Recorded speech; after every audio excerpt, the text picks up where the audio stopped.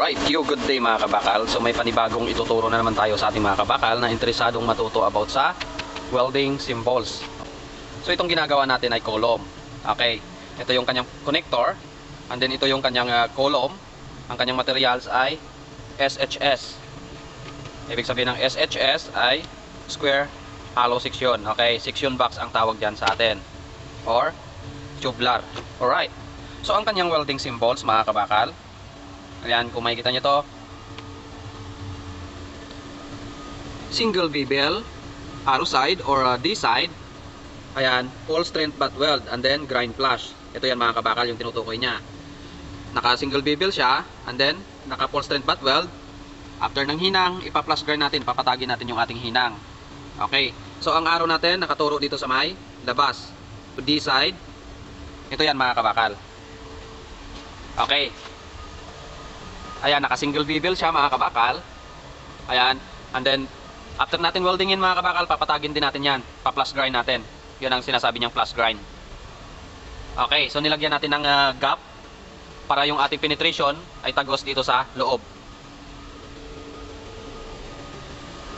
Okay, so yun yung sample ng ating single bevel. Next naman, ito, yung parang box na to, yan ay tinatawag na plug weld. Okay? Yan yung symbol ng plug weld mga kabakal. So itong box na to, yan ay butas natin mga kabakal, naka-side lang. Okay, so arrow side yan mga kabakal, no? And then kung makikita nyo, naka-point yung arrow doon. Ibig sabihin, arrow side. Makikita mo dito sa may tail nya ay tack weld and holes typical.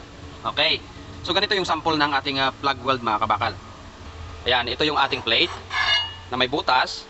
According sa drawing, plug weld, pagsamahin natin yung dalawang bakal, and then we-weldingin natin sa loob. Yan ang tinatawag na plug welding. Nakadikit yung ating plate, and then we-weldingin natin yung sa loob ng butas. Ayan, yan yung ibig sabihin ng plug weld. Balik tayo sa drawing. Ayan, kung makikita nyo, ito yung butas ng plate natin. Itatak natin yan dito sa may plate na 16mm. Okay, ayan o, tack weld at holes typical. Ngayon, kapag natak na natin yun sa holes, ipapasok natin sa ating square tube or section box. Once na pinasok na natin yan, ito naman yung ating welding symbols. Okay, ayan. Single bevel, D side, tapos all around yan mga kabakal, D side or arrow side, and then flush finish mga kabakal, no? Yan, flush grind siya mga kabakal. Yan, nakalagay sa buntot niya, full strength butt weld, tapos grind flush at stub location. Okay, typical. So ibig niya sabihin mga kabakal, di ba naka single bevel yan, tapos hininang natin, and then yung plate na tinak natin, yun ang magsisilbing backing plate ng ating back section. Okay, so ito yan mga kabakal, turo natin para maintindihan. So ito na yung sample mga kabakal. Ang ating plate na tinak natin nandun sa loob ng section box. Ngayon, kapag hininang natin tong section box, yung plate na manipis na tinak natin dito, yun ang magsasalo ng ating penetration para hindi malaglag. Pag once na hininang na natin to mga kabakal, ganito na yung itsura mga kabakal. And then kung naalala nyo doon sa drawing, nakalagay na grind flush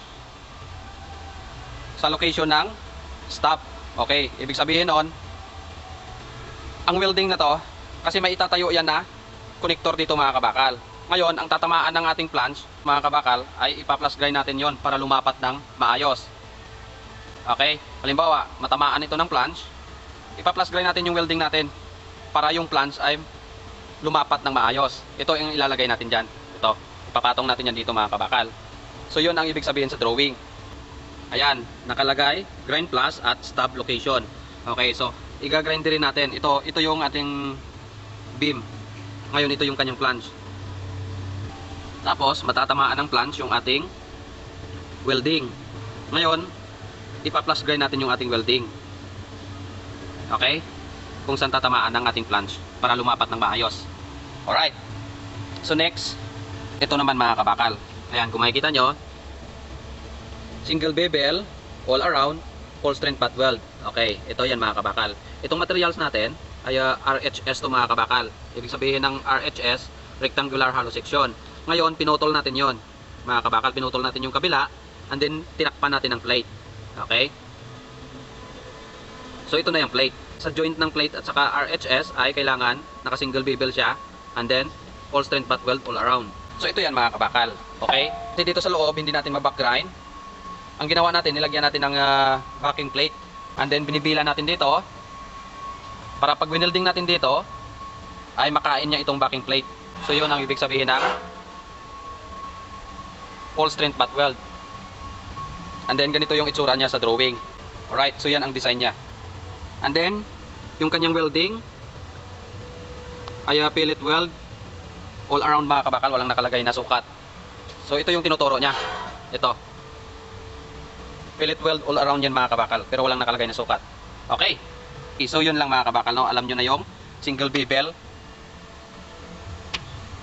And then, alam nyo rin yung full strength butt weld. Alright. So, yan lang mga kabakal. Sana may naintindihan kayo kahit papaano. Thank you and God bless.